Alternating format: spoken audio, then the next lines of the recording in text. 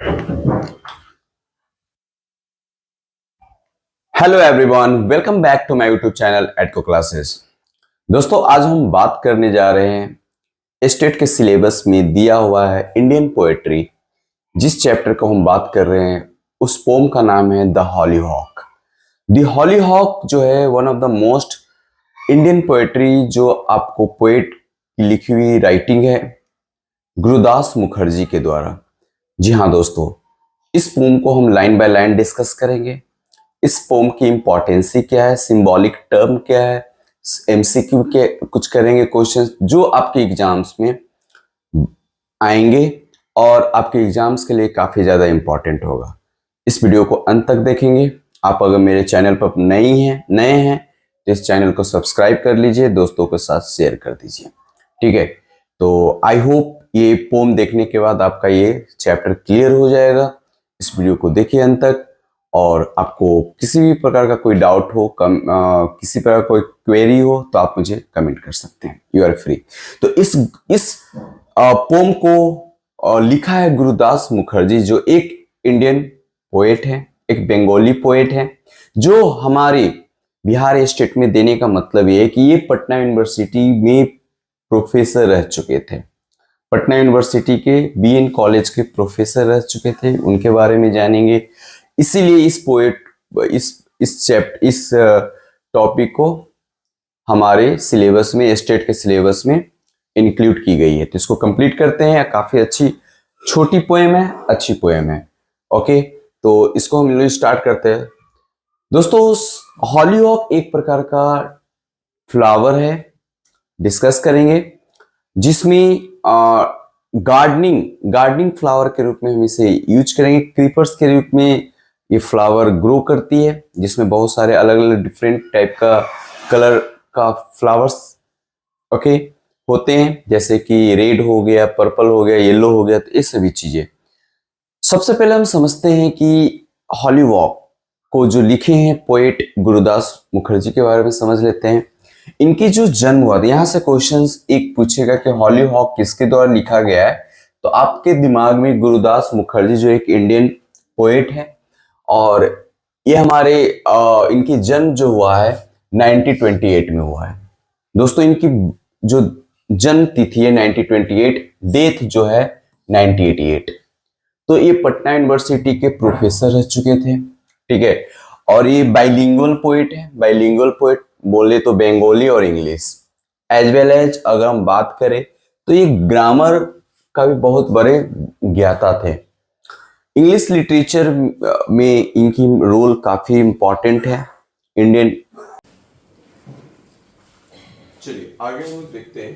तो मैं बात कर रहा था, गुरुदास मुखर्जी जो थे इंग्लिश लिटरेचर में इंपॉर्टेंट रोल प्ले किए, साथ ही साथ इनकी रोल ग्रामर में भी काफी ज्यादा था। ग्रामर में भी इन्हें काफी मतलब माना जाता है कि बहुत ही फेमस और बहुत ही अच्छे थे। कहा जाता है कि बीएन कॉलेज की जो मैंने आपको बताया कि पटना यूनिवर्सिटी के प्रोफेसर रह चुके थे, तो बीएन कॉलेज पीजी डिपार्टमेंट का जो हेड ऑफ द डिपार्टमेंट बनाया गया था पटना यूनिवर्सिटी का। पटना यूनिवर्सिटी में बीएन कॉलेज के प्रोफेसर थे। ठीक है, तो जानने के लिए ये याद रखना है, यहाँ से क्वेश्चन आपको नहीं आएगा। ये इनकी नेटिव अगर राइटिंग बोले, और नेटिव अगर हम बात करें कि नेटिव कहाँ से बिलोंग करते थे, तो ये बंगाल से थे। इनका नेटिव राइटिंग बंगाली था। इंग्लिश में भी लिखते थे, बंगाली में भी लिखते थे। इनकी कुछ राइटिंग था दोस्तों, जैसे कि उनमें से एक राइटिंग था मकरसा मौन जो है 1963 में पब्लिश हुआ था। एक कलेक्शन ऑफ बंगाली पोएम था। इनकी collection of Bengali poem Makarsa मौन था, 1963 में पब्लिश हुई थी। लेकिन जो हम आज पढ़ने जा रहे हैं, जो चैप्टर वो जिसका नाम था द हॉलीहॉक है, उसको द पिक्चर हाउस में पब्लिश किया गया था। ये काफी इंपॉर्टेंट है, यहाँ से क्वेश्चन आपको आएगा। द हॉलीहॉक जो पब्लिश की गई थी, ये द पिक्चर हाउस, ये कलेक्शन था इंग्लिश पोएम का। किसका? गुरुदास मुखर्जी का। तो हॉलीहॉक जो है, इसको हम लोग डिस्कस करेंगे कि आखिर क्या है ये, क्या इंटरप्रिटेशन दिया जा रहा है इस फ्लावर को, क्यों इस फ्लावर को इन्होंने लिखा, आखिर इसका क्या मीनिंग है फ्लावर पोएट के अकॉर्डिंग। तो इन सारी चीजों को हम डिस्कस करेंगे।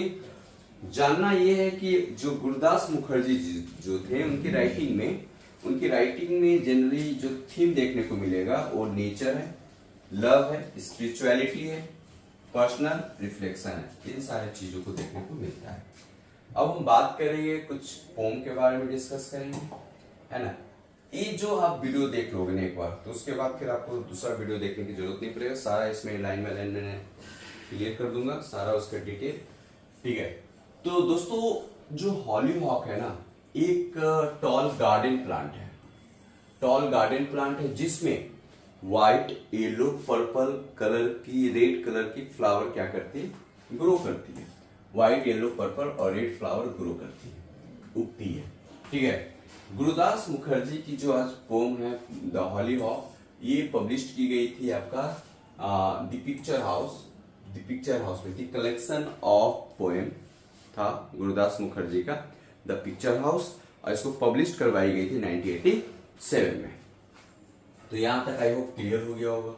The experimental work that uses an unconventional form of describe the winter blooming hollyhock. तो ये जो हॉलीहॉक है ना, एक ऐसा प्लांट है जो विंटर में ब्लूम करता है, विंटर ब्लूमिंग, विंटर में खिलता है। तो इसमें जो उन्होंने एक एक्सपेरिमेंटल वर्क, जो गुरुदास मुखर्जी हैं वो एक्सपेरिमेंटल वर्क में ज्यादा बिलीफ रखते थे, ठीक है ना, उनका विश्वास था। तो इस पीछे ये जो पोम है ना, ये कंपेयर करता है plant, the poem compare the plant to a green, ठीक है, एक हरा है, लिविंग स्टेयरकेस, एक सपोर्ट की जरूरत होती है, क्योंकि इसे क्रीपर्स कहते हैं, क्रीपर्स को सपोर्ट की जरूरत होती है। And offers profound interpretation of the flower on it's branches, ठीक है।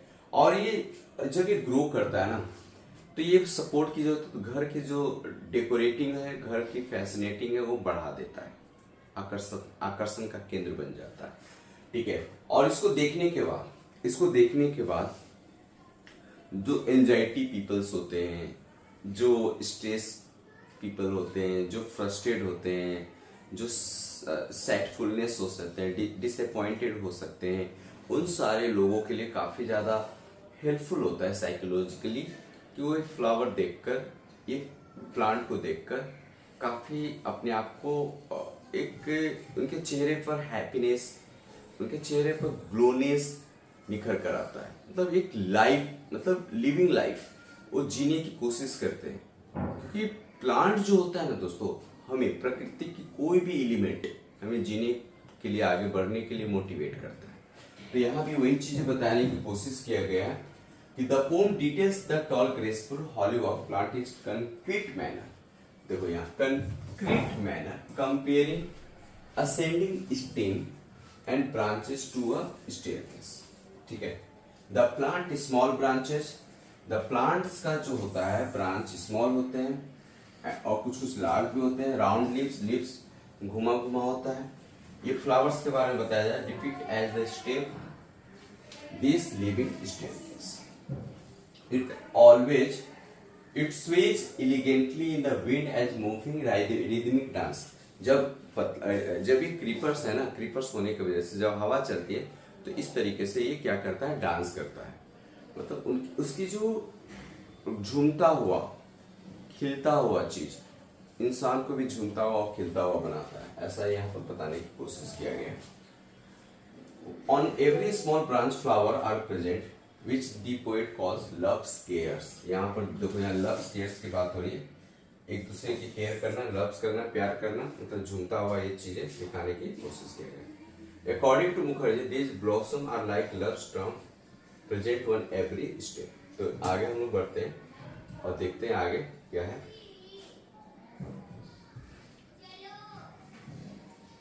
Hollyhock are elegant flowering plant with tall stalk, vibrant flower. Here, what we know about them. तो कुछ अलग अलग देशों में इसको किस तरीके से ग्रैप्स किया जाता है, किस तरह से सिंबॉलिक किया जाता है, इसको भी हम लोग जान लें। इस फ्लावर को मतलब ऐसा माना जाता है कि the hollyhock is believe to have originated in the eastern Mediterranean region. मतलब ये मेडिटेरेनियन रीजन में ये पाया जाता है। ये कल्टीवेट मतलब 1000 ईयर्स पहले इसे उगाया जाता था, मतलब तभी से उगाया जा रहा है। एंशिएंट ग्रीक एंड रोम्स, कहाँ पर? एंशिएंट ग्रीक एंड रोम्स की अगर हम बात करें तो इसे ब्यूटी के रूप में, मतलब सुंदरता के रूप में, और इसे ऑर्नामेंटल प्लांट के रूप में गार्डन में इसे ग्रो किया जाता है। घर को सजाने के लिए, घर को डेकोरेटिंग करने के लिए इस प्लांट को लगाया जाता है। यहाँ तक क्लियर है? They consider symbol of fertility and abundance. यहाँ पर एक ये फ्लावर जो है ग्रीक और रोम में आपका फैसिनेटिंग, डेकोरेटिंग के लिए तो लगाया ही जाता है, as well as symbol of fraternity को भी सिंबलाइज करता है, एंड एबंडेंस, भरपूरता को भी सिंबलाइज करता है। हॉलीहॉक जो है, इसकी जो सीड्स है found in the excavation of Pompeii, suggesting that it was grown in the garden in the ancient city. China की अगर हम बात करें, चाइना में hollyhock became highly regarded for its medicinal properties. तो चाइना में इसे मेडिसिनल प्रॉपर्टीज के लिए भी इसे ग्रो किया जाता है। वहाँ के जो चाइनीज लोग होते हैं, जो हार्बलिस्ट, इस प्लांट के अलग अलग पार्ट्स को यूज करते हैं। ट्रीटिंग एलिमेंट्स का मतलब अलग अलग डिजीज में इसका यूज किया जाता है चाइना में। चाइनीज कल्चर की अगर हम बात करें तो हॉलीहॉक विथ नोवेलिटी को भी सिंबलाइज करता है, एलिगेंस को सिंबलाइज करता है, गुड फॉर्च्यून को भी सिंबलाइज करता है। ठीक है। For gentleman and traditional Chinese art long with plum blossom, orchid and bamboo, ये सभी चीजें आप देखने को मिलेगा। नेटिव अमेरिकन ट्राइब्स की अगर हम बात करें, जैसे कि वहाँ का चेरोकी हो गया, नवाजो हो गया, have revered hollyhock healing property, मतलब इसको यूज करते हैं अपने आप को, अपना इम्प्रूवमेंट, कोई बीमार है या अपने आप को अच्छा फील करने के लिए इसको ग्रो करते हैं। तो इस तरीके से हम लोग अलग अलग देश में इसकी कैसे, इसकी इम्पोर्टेंस क्या है, इसको भी हम लोगों ने देखा। अब हम बात करेंगे, देखो इस टाइप से हॉलीहॉक आपको देखेगा, बहुत खूबसूरत फ्लावर है, ठीक है ना। चलिए अब डिस्कस करते हैं। 6 लाइन का ये पोम है, काफी इंपॉर्टेंट है, छोटा है बट ब्यूटीफुल, इट्स ब्यूटीफुल। तो आप इसे पढ़कर एंजॉय कर सकते हैं। और मैं इसे लाइन बाय लाइन समझाऊंगा और एमसीक्यू करूंगा इसके बाद। The hollyhock, the tall and green. The hollyhock flower है, तुम टॉल हो, लंबा हो, और तुम हरा हो। इस तरीके से पोएट एक्सप्लेन कर रहा है, अप्रिशिएट कर रहा है फ्लावर को। स्टेयरकेस इट्स सीन, जो स्टेयरकेस होता है, सपोर्ट चाहिए इसे, तो स्टेयरकेस मतलब जो सीढ़ियाँ होती है, चाहे कोई भी बाउंड्री होती है, तो वॉल ऑफ हाउस, कुछ भी हो सकता है, उसको पकड़कर तुम आगे बढ़ते हो, तुम चढ़ते हो, हमेशा आगे बढ़ते हो, कभी पीछे की तरफ लौटते नहीं हो। मतलब एक पॉजिटिव सिंबल है, पर्सोनिफाई किया गया है कि तुम हमेशा पॉजिटिव की तरफ आगे बढ़ते हो, चाहे कुछ भी हो जाए, चाहे कितना भी तूफान आ जाए, कितना भी विंडी मूड वाली विंडी, मतलब एग्रेशन मूड वाली विंडी आ जाए, हवा आ जाए, कुछ भी आ जाए, आप आगे वहीं बढ़ोगे। Winding upward, struggling so hard against लिखा हुआ है, the wind Moody and blind. ठीक है, तो कह रहा है winding upward, struggling so hard.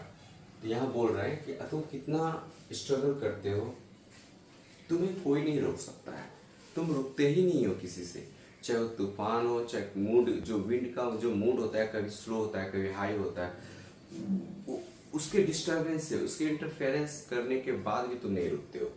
The wind Moody and blind, जो विंड है ना वो मूडी होती है, वो ब्लाइंड होती है, उसे देख नहीं सकते हम, वो कभी तेज हो जाती है, कभी मतलब एग्रेशन हो जाता है, कभी सॉफ्ट रहता है, कभी हम्बल रहता है। ठीक है। लवली दो shape on all the steps, lovely दो शेप, तुम्हारी जो शेप है ना, आकार, तुम जब हवा चलता है तो तुम्हारी जो झूलती हुई जो डालियां हैं, ब्रांचेज है, फ्लावर्स हैं, वो काफी मतलब ऐसा मानो लगता है कि एक छोटा सा प्यारा सा बच्चे का स्टेप हो, जो लोगों को क्या करता है, इनकरेज करता है, लोगों को क्या करता है, खुश करता है। इस तरीके से पोएट क्या है, इसको बताने की कोशिश कर रहे हैं, पर्सोनिफाई कर रहे हैं एक नॉन लिविंग थिंग्स को एक लिविंग थिंग्स के साथ। ठीक है। It receive with grace, loves care, grace दया।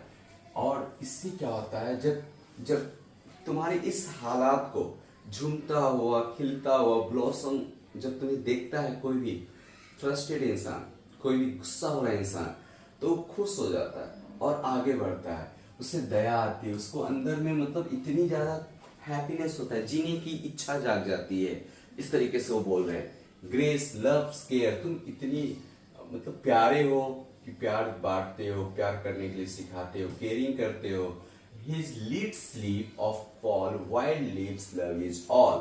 तो यहाँ fall और all मतलब तुम्हारा लीड्स जो है ना, लीड्स मतलब छोटे छोटे जो उसके पेटल्स हो सकते हैं, फ्लावर हो सकते हैं, ब्रांच हो सकते हैं, सीड हो, कुछ भी हो, तो वो गिरते हैं और मतलब स्लिप ऑफ फॉल, गिर भी जाते हैं, लेकिन फ्लावर तुम जो है ना दूसरे को कभी नुकसान नहीं पहुंचाते, चोट खुद खाते हो है ना, लेकिन तुम चोट खाने के बाद भी तुम जो है ना wild a leaves love is all, सभी को क्या करते हो, प्यार करते हो, सबको प्यार पहुंचाते हो। इस तरीके से चीजें यहाँ पर बताने की कोशिश किया गया है।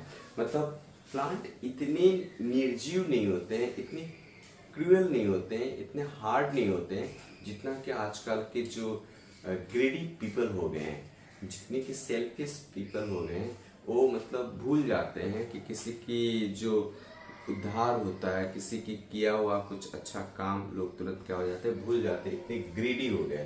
तो कह सकते हैं कि प्लांट इज सो ब्यूटीफुल, अपने आप को चोट पहुंचाने के बाद they always spread love care and grace. तो ये सभी चीजें आप देख सकते हैं, it's so beautiful. And now move on the MCQ. MCQ को हम लोग देखते हैं, ठीक है। दो चार क्वेश्चन हम लोग करते हैं जो आपके इंपॉर्टेंट हुए एग्जाम्स के लिए, ये आपको हम देख लेंगे, काफी इंपॉर्टेंट है, ठीक है, आपके सिलेबस में मेंशन है दोस्तों, ठीक है। What does the hollyhock primarily symbolize in the poem? Rebellion against nature, fragility of human emotion, quiet resilience and grace, inevitability of death। तो दोस्तों यहाँ मैंने ग्रेस वर्ड का यूज किया है, पोएम में ऑलरेडी ग्रेस वर्ड का यूज हुआ है, तो यहाँ quit quite resilience and grace हो जाएगा आंसर। चलो next, which poetic device is most prominent the descriptions of the hollyhock movement? इसका आंसर होगा हाइपरबोल और ओनोमेटोपिया, पर्सोनिफिकेशन, आयरनी। दोस्तों इसका आंसर हो जाएगा पर्सोनिफिकेशन, पर्सोनिफाई। जब भी नॉन लिविंग थिंग्स को हम लिविंग थिंग्स के साथ कंपेयर करते हैं, यानी प्लांट को यहाँ पर ह्यूमन नेचर को साथ कंपेयर किया गया, तो पर्सोनिफिकेशन हो। दोस्तों मैंने पर्सोनिफिकेशन, ओनोमेटोपिया, हाइपरबोल, आयरनी, ये सभी लिटरेरी डिवाइस को मैंने वीडियो बना दिया है, अगर आपने नहीं देखा तो एक बार आप देखोगे, विजिट करोगे, वॉच करोगे। What does the hollyhock seasonal Bloom suggest about life? तो यहाँ पर बताओ क्या होगा answer. Life follow a cycle of renewal and decay, beauty is eternal and unchanging, nature is indifferent of human emotion, A life is unpredictable and chaotic। क्या हो जाएगा बताओ? Yes, life is follow of cycle of renewal and decay. Life जो जीवन जो होता है ना, एक साइकिल है रिन्यूअल और डिके का, मतलब हम रिन्यू होते हैं। रिन्यू मतलब फिर से हम जब हम डिसअपॉइंट होते हैं, जब उदास होते हैं तो फिर से रिन्यू होते हैं, हम मरते हैं तो फिर से वापस आते हैं। इस तरीके से चीज़ों को बताया गया है, ठीक है। चलो नेक्स्ट क्वेश्चन देखते हैं क्या है। चलिए नेक्स्ट क्वेश्चन है, यहाँ के लिए इम्पोर्टेंट है, चलो ठीक है। आई होप ये पोम आपको समझ में आ गई होगी, अगर नहीं आया तो प्लीज़ कमेंट करेंगे, कुछ लिखेंगे, आपको आपकी जो डाउट क्वेरी है मैं आपको उस क्वेरी को सॉल्व करने की कोशिश करूँगा। फिर मिलते हैं नेक्स्ट वीडियो के साथ, तब तक आप keep watching, okay. Thank you for watching this video. जय हिंद।